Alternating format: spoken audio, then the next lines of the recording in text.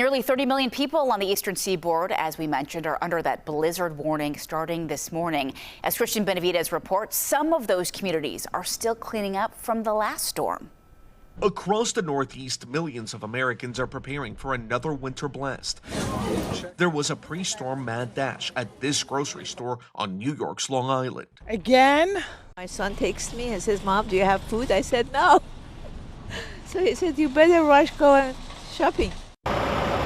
New York City is loading up more than 700 salt spreaders and turning over 2,000 garbage trucks into snowplows.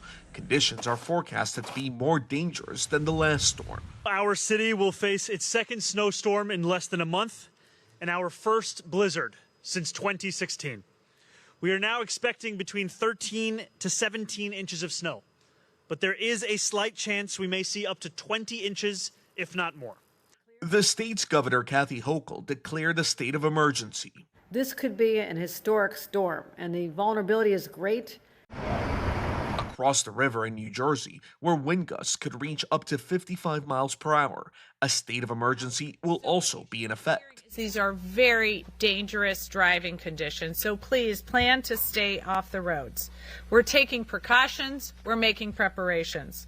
In Connecticut, the city of Hartford is still cleaning up from the last storm. Here we go again. I mean, we're still dealing with the snow that we have. Now it's going to be snow on top of snow.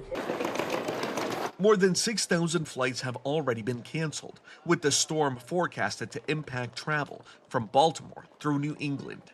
Cristian Benavides, CBS News.